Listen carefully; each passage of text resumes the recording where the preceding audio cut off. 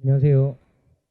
AI 사업팀에서 브리티웍스 챗봇 상품 기획을 하고 있는 박재혁 프로입니다. 네.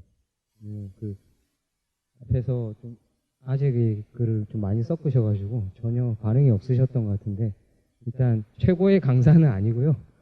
조금 겸손하게 저희 챗봇 솔루션을 소개를 드려야 될 것 같아요. 지금 저희가 솔루션을 만들고 우리 회사에 챗봇이 있다라고 아마 여기 계신 분들 거의 대부분이 인식을 못하고 계실 것 같아요. 왜냐하면 지금까지 브리티웍스 하면 RPA 솔루션이 아니야? 이렇게 알고 계실 것 같아서 거의 사업 개발을, 특히 사업 개발을 하고 계신 분들은 브리티웍스 챗봇이 있어 이런 얘기들을 많이 하고 계시고요. 특히 저희 법인하고도 이제 세션들을 많이 하고 있는데요. 혹은 간혹 가다가 이제 알고 계신 분들이라고 할지라도 걔는 못 써. 엄청 후져. 뭐 이런 인식이 거의 대부분이라서 아까 좀 전에 김영곤 수석님 말씀하셨듯이 이제는 안심하고 사업을 하셔도 된다. 그 감이 좀 조심스럽게 좀 말씀을 드리고 싶은 게 사실 오늘 메시지의 일환입니다. 잘 안 넘어가네요. 네. 그래서 좀 전에 잠깐 말씀드렸는데요. 저희 SDS의 브리티웍스라는 솔루션 브랜드가 있고요. 그 밑에 이제 챗봇 모듈, RPA 모듈 이렇게 이제 포지션 되어 있습니다. 시장에서는 이 모듈 레벨이 거의 솔루션으로 지금 사업이 되고 있는 상황이고요. 저희는 뭐 여러 배경으로 인해서 하나의 솔루션 브랜드 밑에 이제 모듈로 포지션 하고 있습니다. 그래서 브리티웍스는 RPA뿐만 아니라 챗봇도 있다, 이렇게 이제 이해를 해주시면 될 것 같습니다. 오늘은 본격적인 챗봇에 대한 설명 이전에 지금 고객들이 그 챗봇을 마주하고 있는 지금 기술과 서비스 현 주소를 한번 짚어드려야 될 것 같고요. 이제 그 부분에 대한 공감대가 한번 있으시면 향후 이제 사업 개발하시는데 좀 참조가 되실 것 같습니다. 그리고 두 번째는 일단 기본적으로 챗봇 서비스가 뭔지, 어떻게 동작되는지에 대한 펀더멘털을 한번 이해를 하실 필요가 있을 것 같아요. 이제 그 공감대 아래에서 브리티웍스는 어떻게 만들어졌고 어떻게 동작하고 어떤 기능들이 있다라고 이제 순서대로 설명을 드리도록 하겠습니다. 그리고 잠깐 이제 시간적으로 이렇게 되면 좀 브레이크를 하면 좋을 것 같고요. 그 이후로는 이제 실제 케이스, 이제 고객들이 어떤 경우에 챗봇을 도입하려고 하시는지, 실제 지금 저희가 사업을 발굴하고 있는 사례 중심으로, 혹은 작년에 했던 사례 중심으로, 그 다음에 지금 태핑이 오고 있는, 커뮤니케이션 하고 있는 사례를 중심으로 좀 설명을 드리도록 하겠습니다.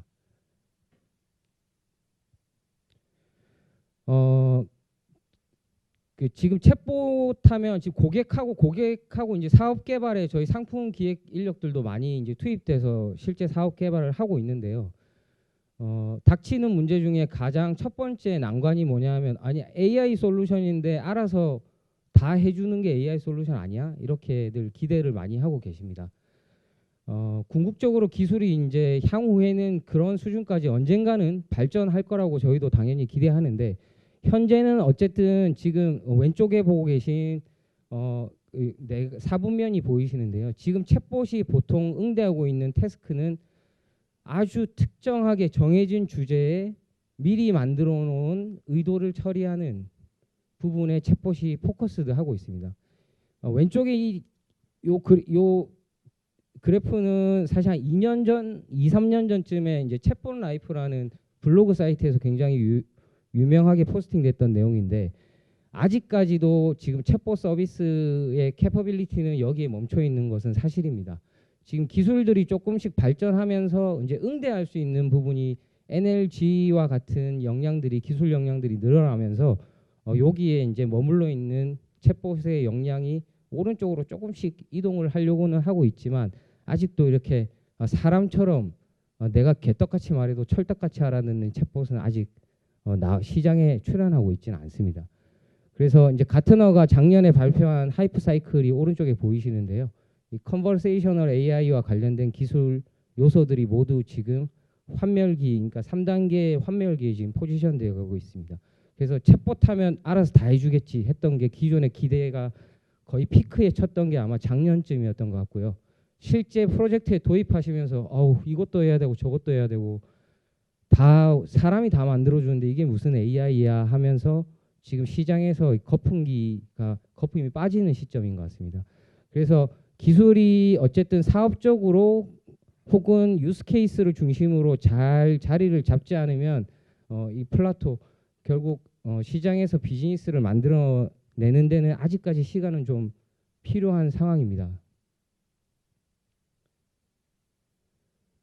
지금 구글에 계신 그 레이커즈와 이런 얘기를 했었는데 그러면 도대체 사람 같은 수준의 대화형 챗봇은 언제 나오는 거야? 라고 고객들이 계속 질문을 하시는데 학계에서는 한 2040년 정도 되면 그런 어떤 특이점이 올 거라고 얘기를 하고 있고요. 올해가 2020년이니까 아직도 굉장히 소원한 미래같이 느껴집니다. 그래서 지금 사람 정도의 어떤 지능과 지적 수준을 가진 챗봇 그 에이전트의 출현은 아직도 먼 미래 같습니다. 지금 브리티웍스 1.6 소개하러 와서 왜 이딴 소리를 하느냐라고 생각하실 수 있겠지만 제가 여기서 드리고 싶은 말씀은 저희는 어쨌든 IBM이나 구글 같은 어떤 오픈형 사스 솔루션을 지향하는 회사는 아니고요.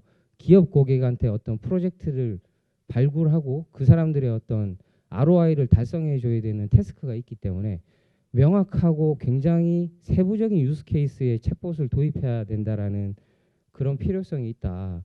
이런 말씀을 좀 드리려고 인트로에 좀 얘기를 넣어봤습니다.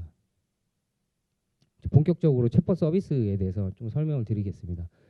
이제는 요즘 최근래에는 이제 그 챗봇을 도입한 서비스들이 꽤 많이 늘어났기 때문에 아마 한 번쯤은 경험을 해보셨을 것 같아요.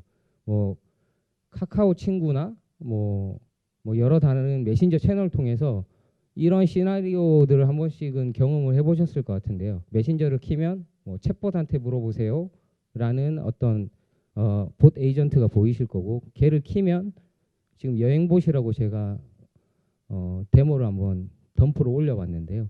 SDS 여행봇입니다. 하면 이번에 휴가 때 해외에 갈 건데 비행기표 예약하려고 하면 비행기표 예약하시겠습니까? 라고 하고 비행기표 예약 프로세스가 챗봇을 통해서 이렇게 진행되는 것들을 경험해 보셨을 것 같습니다.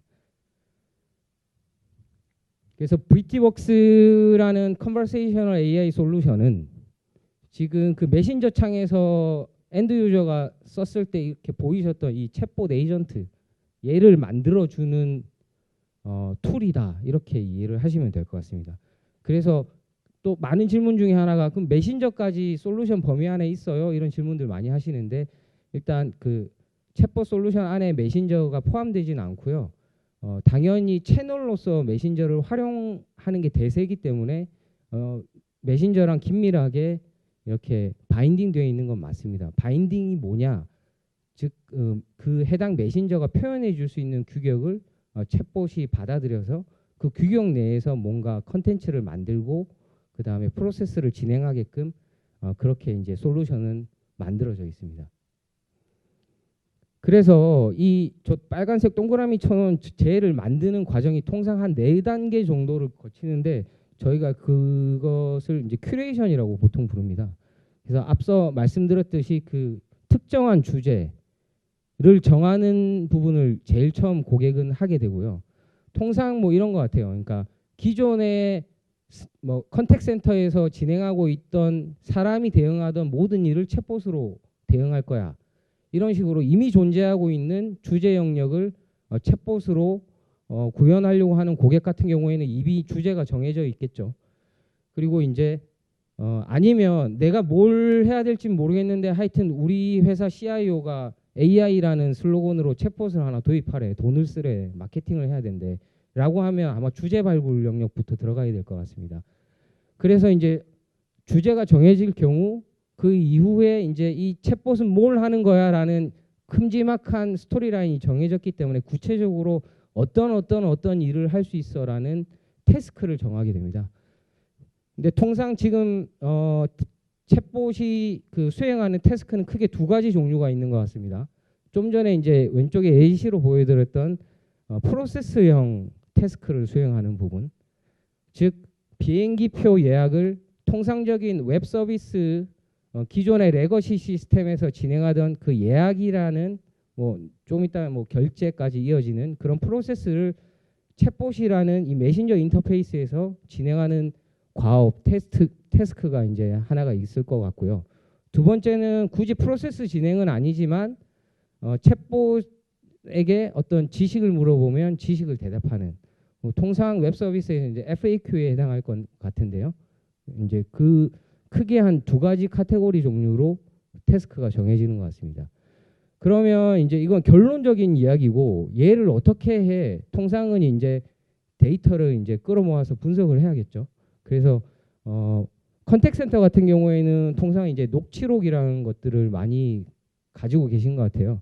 그래서 음성으로 가지고 있는 녹취록을 STT로 떨궈서 텍스트를 가지고 어떤 문의들을 많이 하시더라.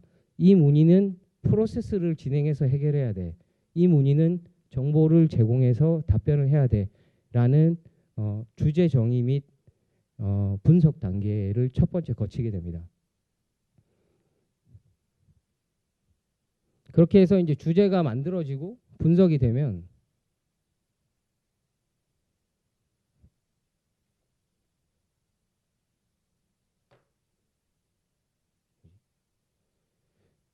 학습 모델을 구축하게 됩니다. 그 학습 모델이라는 표현을 많이 쓰는데요. 이 부분은 쉽게 얘기하면 머신이 사람 말귀를 이해하도록 만드는 과정이라고 보시면 됩니다. 아, 얘가 뭘 물어보는구나. 내가 가지고 있는 태스크에 어디에 해당하는구나 라는 부분을 이해하기 위해서 트레이닝하는 부분이다라고 보시면 되고요. 여기서부터 챗봇에서는 의도, 영어로는 인텐트라고 하고요. 그다음에 학습 문장, 영어로는 이제 통상 패러프레이즈라고 많이 표현을 하는데 그런 용어들이 이제 계속 다발적으로 이제 나오기 시작합니다. 그래서 의도는 아까 말씀드렸듯이 내가 만들려고 하는 챗봇이 처리할 수 있는 프로세스 혹은 정보에 해당하는 레이블이라고 보시면 되고요. 이 의도를 구성하는 것은 사람이 자연어로 표현했을 때 이해할 수 있어야 되기 때문에 다 자연어 문장으로 이루어져 있게 됩니다. 그래서 지금 보시는 샘플은 얘는 여행봇이야 라고 했을 때 우리 챗봇은 비행기표 예약을 할 수 있고 호텔 객실 예약을 할 수 있고 혹시 여행을 하려고 하는 그 목적지의 날씨를 물어보면 날씨를 검색해서 알려줘야지 라고 세 가지 의도를 만들어 놓은 구조라고 보시면 되고요. 앞에 두 개의 의도는 프로세스형 의도 그리고 날씨 조회 같은 거는 정보 제공형 의도다 이렇게 이제 예시를 보시면 될 것 같습니다. 그래서 그 브리티웍스뿐만 아니라 툴마다 이제 UI가 좀 상이하긴 한데요. 그래서 뭘 어떻게 실제 툴을 쓰는 거야라고 이제 궁금해하실 수 있을 것 같아서 저희 툴을 직접 한번 보여드리도록 하겠습니다.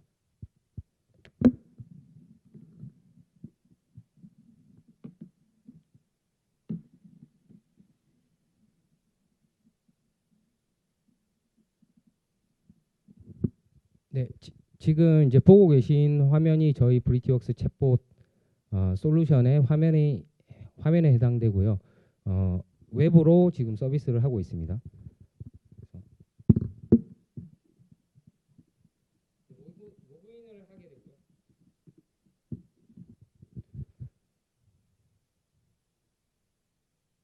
지금 이제 만들어 놓은 본 목록이 왼쪽에 쭉 보이는 상황입니다. 그래서 제가 좀 전에 케이스를 설명드리기 위해서 여행봇 말씀을 드렸는데요. 세 개의 의도가 이렇게 구현이 되어 있는 것을 보실 수 있을 겁니다. 그래서 비행기표 예약 처리, 호텔 예약 처리, 날씨 조회 이렇게 되어 있고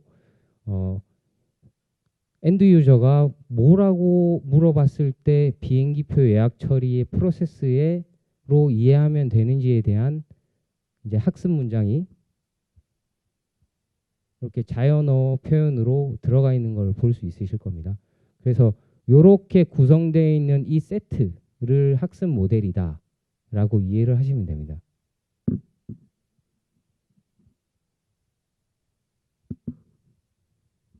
반복드리면 이제 의도와 학습 문장.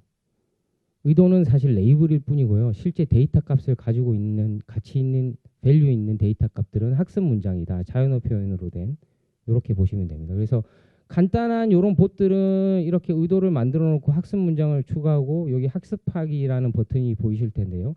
이게 이제 트레이닝을 하는 버튼이거든요. 트레이닝을 하면 실제 이제 봇이 하나 만들어지게 됩니다.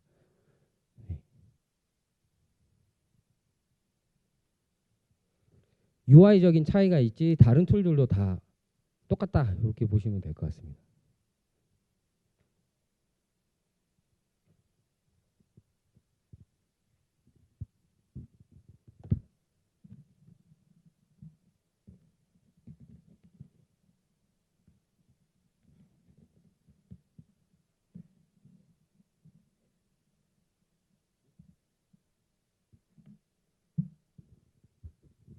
네, 그 의도까지 이제 다 만들고 나면 대화를 설계하게 됩니다. 대화는 의도당 대화다 이렇게 보시면 되고요. 지금 보고 계신 이런 것들, 아 얘가 비행기표 예약이라는 의도로 분류되었을 때 그 다음 대화는 뭘 해서 예약을 하기 위한 다양한 조건들을 확인하고 프로세스를 흘릴 건지, 때에 따라서는 API를 통해서 레거시를 갖다 올 수도 있을 거고요. 사용자한테 응답을 버튼식으로 받을 수도 있을 거고요. 그런 것들을 디자이너 화면을 통해서 그리게 됩니다. 그리고 이제 그게 다 끝나면 요 에이전트한테 이제 지식이 학습되어 있는 상태가 되고요. 그걸 메신저에 이제 디플로이해서 인테그레이션 하면 이제 서비스를 할 수 있는 단계에 이르게 됩니다.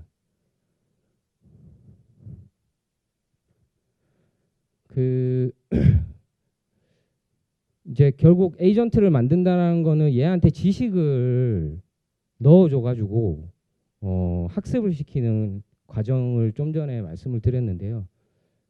조금 다른 관점으로 한번 설명을 드리면 결국 비행기표 예약, 그다음에 호텔 예약, 그다음에 날씨 조회 이런 것들은 지금 컨텐츠를 학습시키는 과정이 있었던 거고요. 그리고 큐레이터, 그러니까 챗봇을 만드는 사람이 굳이 건드리지 않아도 이미 만들어져 있는 로직을 다이얼로그 매니저라고 하는데요.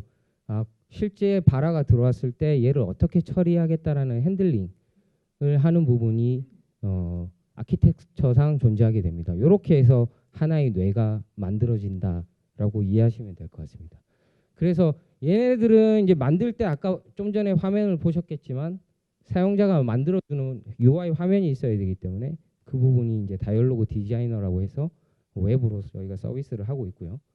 그리고 끝으로 이제 사용자와 인터페이스 할 수 있는 메신저 이렇게 구성이 되어 있는데 실제로 챗봇은 메신저를 제외한 나머지 영역 바운더리를 챗봇이라고 부르고 있습니다.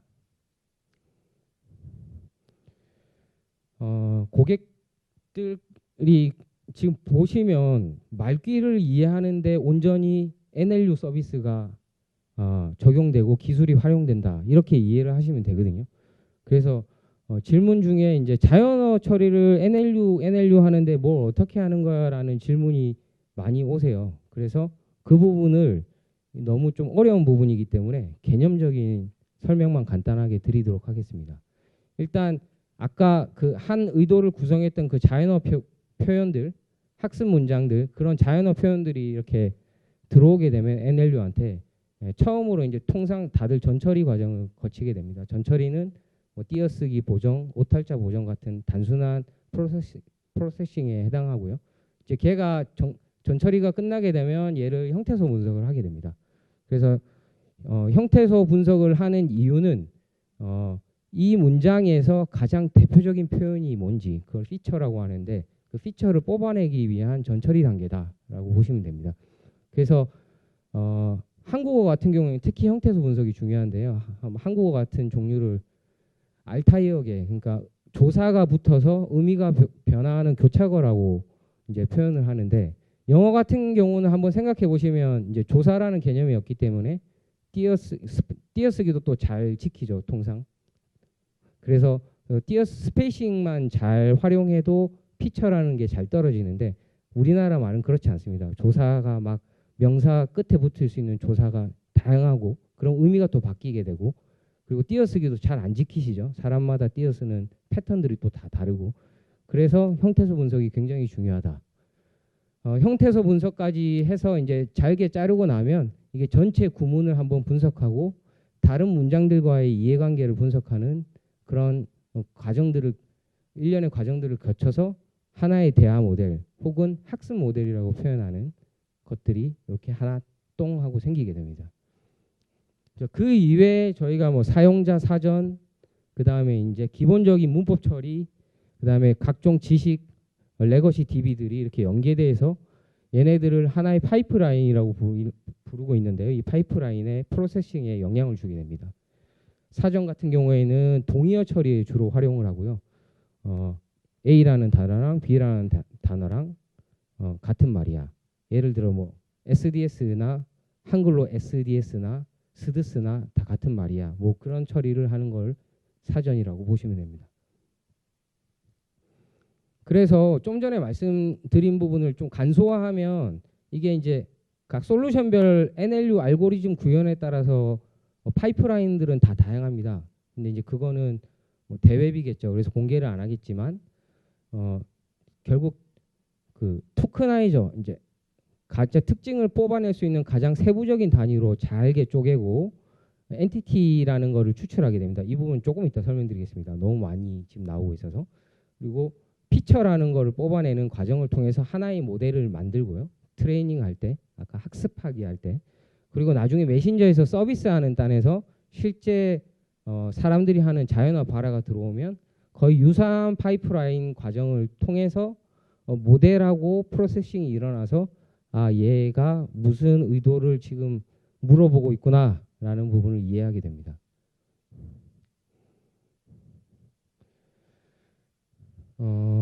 그래서 아까 이제 그 사용자가 이렇게 발화를 하게 되면 자기가 이제 5월 24일 날 라스베가스에 가야 돼라고 하면 이런 특징값 플라이라는 어떤 피처를 통해서 아 얘는 비행기표를 예약을 하려고 하는구나라는 의도를 파악하는 거고요. 이 비행기표를 예약을 하고 싶구나라는 의도를 알았기 때문에 예약 처리 프로세스를 진행하기 위해서 뭐 목적지나 출발지, 출발 날짜, 그다음에 도착 날짜 이런 것들을 파악해서 대화를 진행하게 됩니다. 조금 다른 뷰로 전체적인 서비스 플로우를 한번 보시면 빵빵 솔루션 출시 후에 지난 분기 우리 사업부 실적이 어때라고 누군가 메신저를 통해서 이렇게 물어보게 되면 이 문장 자체에 대한 자연어 이해, 좀 전에 아까 전전 슬라이드에서 설명드렸던 뭐 형태소를 분석하고 의미를 분석하고 담화를 분석하고 하는 과정을 통해서 자연어를 이해하게 되고요. 거기서 키워드를 추출하게 됩니다.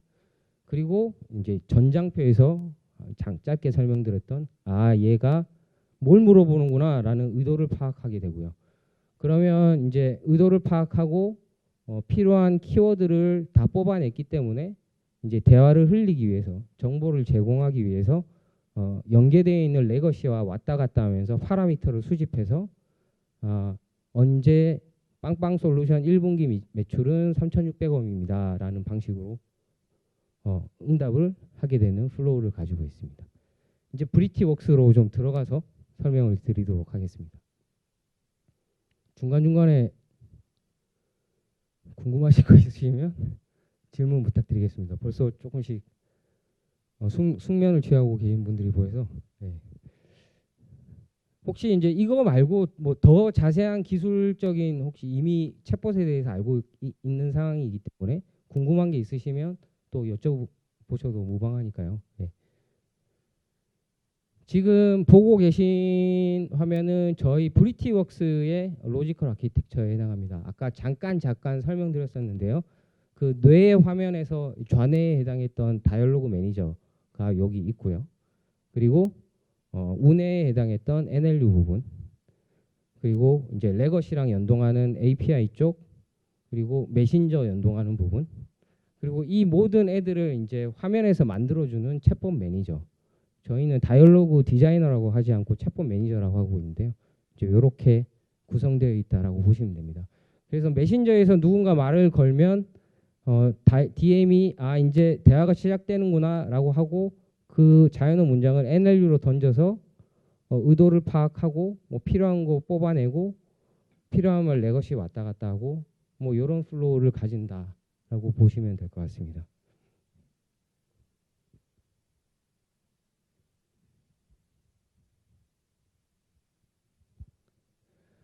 네, 그래서 그 인트로 때 김영곤 수석께서 이제 간단하게 말씀을 해주셨는데 저희 브리티웍스는 18년 말에 1.0을 개발을 했음에도 불구하고 정식 출시를 하지 못했습니다. 뭐 다양한 기술적인 문제들도 있었고 사업적인 문제들도 있었기 때문에 그 부분에 대한 해결을 통해서 작년에 집중했던 부분은 제대로 된 챗봇 솔루션을 만들자.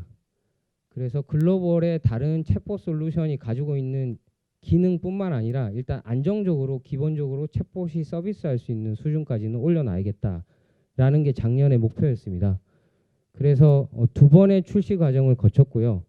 1.6 출시에 대한 부분이 작년 12월에 이루어져서 지금 설명회를 하게 되었습니다.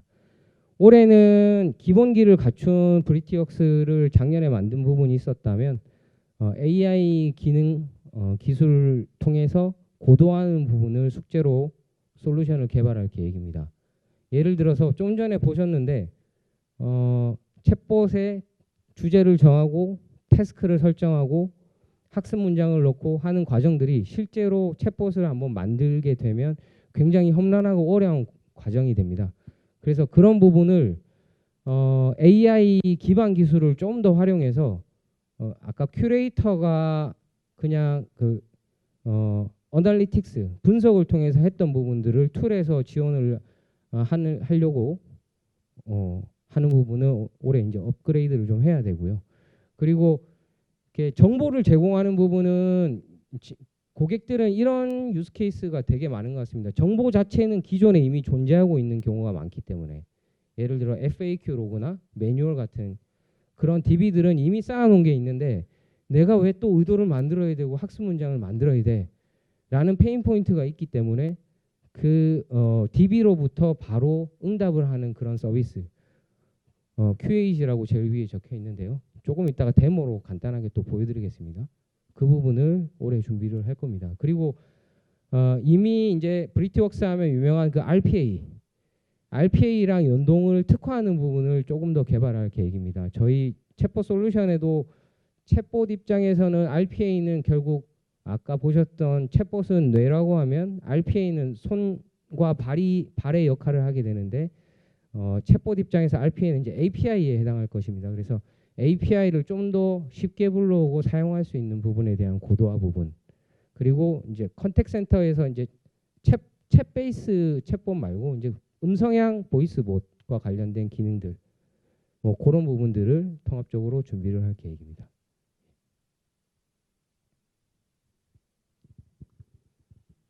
잠깐만 전 화면. 그래서 오늘은 그 저희가 작년에 1.5, 1.6을 거치면서 약 51개 정도의 기능을 개발했는데요. 어려운 부분도 있고 굳이 뭐 몰라도 되는 가벼운 기능들도 있기 때문에 지금 주요 기능 6개 정도 여기에 표현되어 있는데요. 이 부분을 중점적으로 설명드리겠습니다. 첫 번째는 NLU 플러그인 아키텍처라는 부분입니다. 이 부분은 아마 글로벌 솔루션 중에 저희가 유일하지 않을까라고 생각을 하는데요. 뭔 말이냐 하면 저희는 NLU를 필요한 시점에 계속 교체해서 사용을 할 수 있습니다. NLU가 사실 챗봇이라는 솔루션 전체에 있어서 가장 핵심적인 모듈인 건 분명한데 작년에만 해도 한 달에 NLU와 관련된 논문이 수백 건 이렇게 쏟아져 내려오고 있습니다. 그래서 NLU 관련된 기술들은 지금 엄청나게 급속도로 발전을 하고 있는데 NLU를 만약에 하나만 사용하게 된다라고 하면 그 기술의 발전을 충분히 저희가 사용하기 어려운 상황에 처한다는 이야기랑 똑같기 때문에 지금 통상 NLU라는 모듈 안에 알고리즘을 하나만 사용할 수 있는 그런 구조 자체를 플러그인 아키텍처로 바꿔서 언제든지 다른 알고리즘으로 교체해서 쓸 수 있게끔 구조를 변경했습니다. 물론 그게 뭐 언제든지라고 해서 오늘 필요하다고 해서 내일 당장 할 수 있는 부분은 아니지만 구조적으로 바꿀 수 있다. 저 부분이 고객한테 어떻게 임팩트가 있을 수 있냐 하니 저희는 지금 현재 1.6의 솔루션에서 2개의 NLU 알고리즘을 준비를 했습니다. 기존에 이제 머신러닝 알고리즘은 예전에 문제를 좀 많이 일으켰던 머신러닝 알고리즘은 지금 저희가 어드레싱하는 기업 고객하고 좀 잘 안 맞는 것 같습니다. 걔가 못생겨서가 아니고 저희가 비즈니스 하려고 하는 애들하고 좀 잘 안 맞는 알고리즘이라서 걔는 일단 빼버렸습니다. 빼버리고 딥러닝 기반의 엔진만 2개를 지금 탑재를 해놨습니다. 하나는 조그만 사이즈의 딥러닝이다. 하나는 큰 사이즈의 딥러닝이다. 이렇게 보시면 되고요. 그 사이즈가 뭐냐라고 했을 때 아까 의도 보셨잖아요. 그래서 의도를 엄청 많이 처리하려고 하는 챗봇은 큰 사이즈의 NLU를 사용하세요. 의도를 그렇게 많이 안 만들려고 하시는 고객은 작은 사이즈의 NLU를 선택하세요라고 가이드 드리기 위함이고요. 그 2개의 차이가 결국 이제 고객이 구축해야 될 인프라의 차이와도 연결됩니다. 그래서 아무래도 작은 사이즈의 NLU를 쓰시는 분들은 지금 CPU급에서도 이제 동작이 될 수 있고요. 큰 사이즈의 NLU를 사용하시려면 GPU급 NLU를 인프라로 설치를 하셔야 됩니다. 비슷한 얘기가 이제 오른쪽에도 이어지고 있는데요. 지금 저희 작은 사이즈의 딥러닝 엔진이 지금 NLU가 가지는 퍼포먼스가 다양한데요. 일단 아까 말귀 알아듣는 부분이 가장 핵심이라서 얼만큼 말귀를 잘 알아듣고 있는지 벤치마크 테스트를 해본 스코어입니다. 그래서 요거는 실제 고객사에서 지금 운영해서 사용하고 있는 데이터를 가지고 저희가 테스트를 한 거고요. 200개의 의도 그리고 5,700개의 학습 문장부터 시작해서 총 한 1,800개의 의도 57,000개의 학습 문장을 모델로 만들었을 때 이해율이 어떻게 차이가 나고 있는지 편향 테스트를 해본 거고요. 한 200개 수준에서 거의 한 90% 잘 안 보이실 것 같은데 89.8% 그러니까 10개 물어보면 한 9개 정도 정답을 하는 패턴이 1800개 갔을 때 한 83.4% 10개 물어봤을 때 한 8개 맞추는 그런 NLU 성능을 지금 보이고 있습니다. 작은 사이즈가. 그래서 저희는 보통 한 2000개 미만 혹은 뭐 1500개 미만 정도의 의도를 처리하는 에이전트를 만드실 경우에는 작은 사이즈의 NLU를 쓰세요 라고 가이드 드릴 수 있을 것 같고요. 그 이상일 경우에는 큰 사이즈의 NLU를 쓰세요 이렇게 가이드를 할 수 있을 것 같습니다. 그럼 큰 사이즈는 용량만 많이 처리할 수 있느냐? 성능에서도 작은 사이즈의 NLU보다 한 2~3% 정도 우수한 지금 결과를 보이고 있습니다. 그리고 이제 세 번째 설명드릴 부분은 이제 하이브리드 엔진이라는 부분입니다. 지금 말귀를 자연어 문장을 알아듣는 방식은 지금까지 장황하게 설명드렸던 그 NLU 모듈에서 클래시피케이션이라는 과정을 통해서 이해를 하는데요. 사실은 저희 요 클래시피케이션 가기 전에 2단계의 조그만 뇌들이 더 있다라고 보시면 될 것 같습니다. 그래서 첫 번째 뇌는 룰이라는 뇌고요. 두 번째 뇌는 스몰톡이라는 뇌에 해당합니다. 그래서 룰이든 스몰톡이든 뭐 정규식이나 키워드 매칭 방식을 통해서 특정 의도로 이해시키는 그런 방식이다라고 보시면 되는데 왜 저딴 식으로 만들어놨냐라고 하니 저희가 이제 기업 비즈니스를 하다 보면 기업에서 프로세스를 흘린다는 거는 리스크를 최소화하고 싶어 하시겠죠. 그냥 B2B2C 뭐 사업을 해도 뭐 마찬가지시겠지만 근데 프로세스를 진행한다라고 하면 뭔가 잘못 진행이 되거나 하면 그 이제 이펙트가 굉장히 크기 때문에 이렇게 굉장히 짧게 들어왔을 때 짧은 표현이 들어왔을 때 혹은 특정 어떤 표현이 들어왔을 때는 반드시 어떤 프로세스를 흘려야 돼 혹은 어떤 의도로 이해를 해야 되는 나는 고객의 그런 요구사항들이 빈번하게 나왔습니다. 그래서 그런 부분을 대응을 하기 위해서 이렇게 하이브리드 엔진으로 구성을 해놨다, 이렇게 이해를 하시면 될 것 같습니다. 그리고 작년에 마스터봇이라는 기능을 1.5, 1.6 두 버전을 거치면서 탑재를 했고요. 마스터봇은 이제 버튼식 그리고 자연어 방식 이렇게 두 가지로 서비스를 하고 있습니다. 버튼식은 처음에 이제 메신저 창이 딱 들어왔을 때 이 봇이 서비스하는 영역이 A입니다, B입니다, C입니다, D입니다 이렇게 알려주고 얘를 선택해서 카테고리를 정하고 서비스를 받는 방식이다, 이렇게 이해를 하시면 되고요. 그리고 자연어 마스터봇 같은 경우에는 그런 버튼도 아예 보여주지 않고 실제로 어떻게 뭐 마스터봇이 구현됐는지 뭔지 사용자는 알 필요 없이 그냥 하나의 챗봇하고 대화하는 방식으로 서비스를 하는 거다, 이렇게 이해를 해주시면 될 것 같습니다. 네.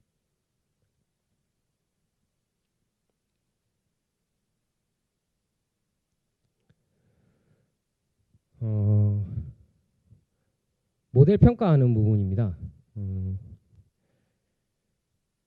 지금 저희가 아까 이제 학습 모델을 이렇게 만들게 되면 내가 얘를 잘 만들었는지 말귀를 잘 알아듣고 있는지라는 부분을 직관적으로 알 수 있는 방법이 필요합니다. 큐레이터는 내가 지금 만들고 있는 학습 문장을 잘 넣었는지, 얘가 만들어 놓은 것들이 얼마 정도 이해를 지금 하고 있는지 라는 것들을 중간중간에 검증하면서 챗봇을 만들어야 되기 때문에 그런 기능들이 필요하거든요. 그래서 그 부분을 기능으로 넣었다라는 부분입니다. 폼 UI는 뭐냐면 지금 전통적인 챗봇 서비스는 뭔가 프로세스를 흘리려고 하면 지금 왼쪽에 보이시는 이런 다중 다이얼로그를 계속 진행하면서 프로세스를 진행을 해야 됩니다. 실제 이제 고객사에 ERP 분야에서 이제 도입하려고 하는 챗봇 시나리오인데요. 리포트를 조회하려고 하면 리포트라는 거를 다양한 종류의 리포트가 있기 때문에 리포트 파라미터를 인지하기 위해서 다양한 질문과 답변을 응답하게 되어 있습니다. 그런데 이제 저희 낙스 메신저 쪽에서 폼이라는 스펙을 개발을 해줌으로 인해서 얘를 한 번에 레이어드 팝업을 통해 가지고 정보를 넣고 프로세스를 진행할 수 있는 부분이 개발되었습니다. 그래서 모델 평가랑 폼 UI 마지막에 이 두 키 피처들은 실제 화면을 보면서 한번 어떻게 쓰는 건지 간단하게 데모를 보여드리도록 하겠습니다.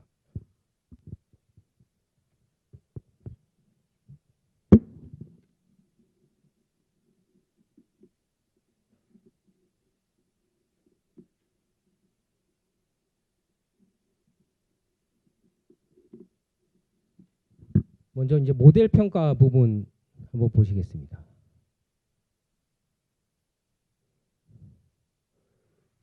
지금 저희 SDS 스마트 컨택 센터에 챗봇 서비스가 하나 올라가서 베타 서비스를 진행을 하고 있고요.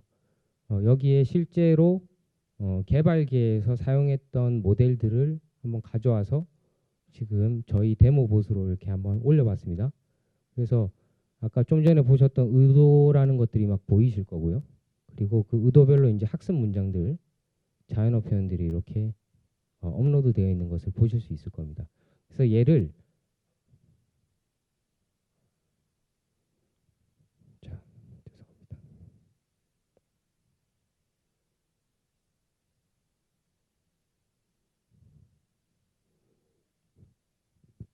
잠시만요. 죄송합니다.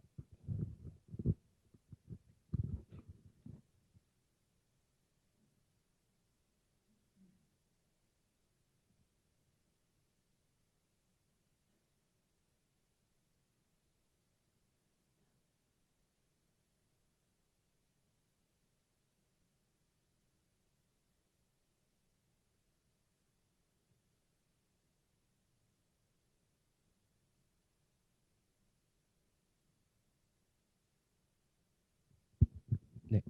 그래서 내가 만들어 놓은 봇을 학습시키고 지금 평가라는 툴이 보이실 건데요.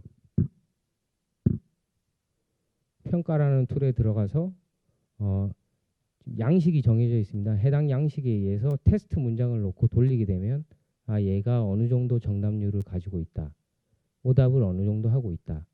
그리고 뭐 리콜 프리시전 F 메저라는 이제 수치들이 있는데 이런 것들이 어느 정도 나오고 있다라는 걸 확인하실 수 있다라는 부분입니다.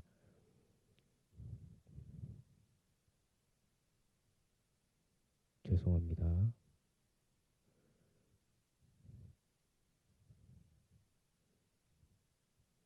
그리고 폼 UI에 대한 부분을 간단하게 한번 보여드리도록 하겠습니다.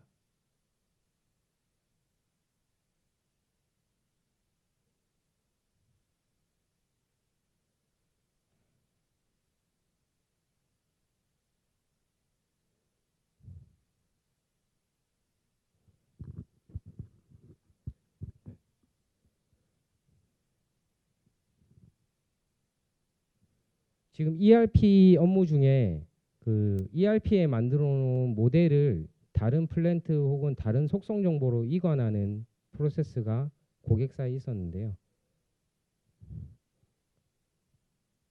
뭐 모델 이관이라고 해보겠습니다. 그러면 저희 이제 낙스 메신저에서 이 폼 카드가 이렇게 뜨게 되고요. 기존에는 막 여러 번의 대화를 거듭하면서 죄송합니다. 끊겨버려요. 프로세스를 진행해야 되는데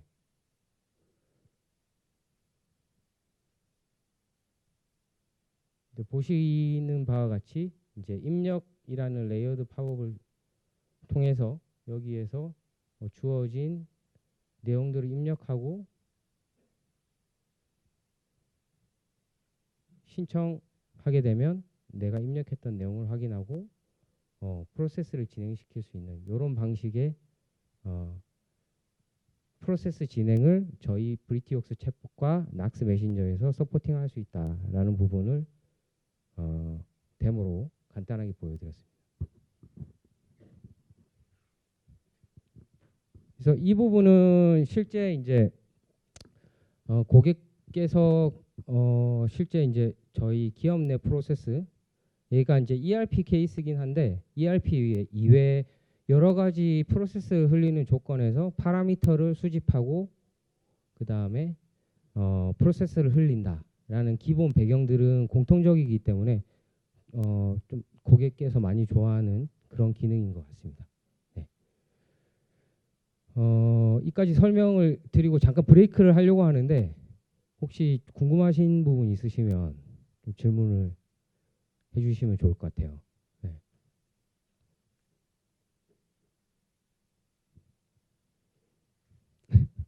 네.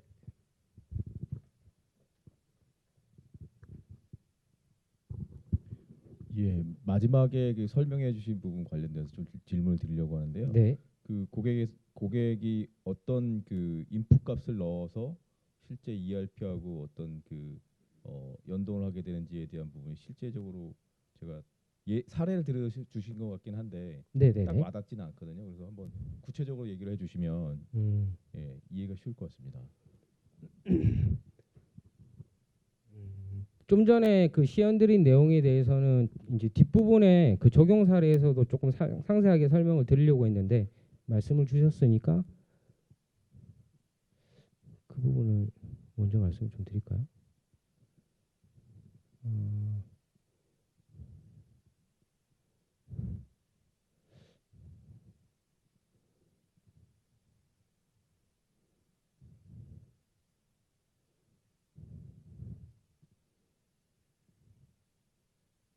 이걸 말씀하시는 건가? 대답이 되나? 지금 그 삼성전자 넥스트 ERP 프로젝트에 해당하는 내용이고요. 기존의 그 GERP에서 챗봇을 통해서 이미 서비스를 개발해서 사용을 하고 계세요. 그래서 인풋 값이라고 얘기하신 게 이제 어떤 부분인지 이렇게 대답을 드리면 되는 건지 모르겠는데 아까 이제 챗봇이 처리할 수 있는 태스크가 있다고 제가 말씀을 드렸었고 이게 이제 대분류입니다.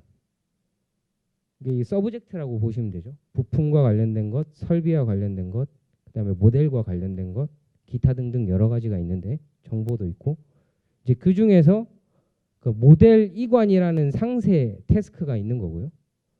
그 상세 태스크를 흘리는 프로세스를 예시로 이렇게 보여드린 부분입니다. 그래서 인풋에 해당된다라는 게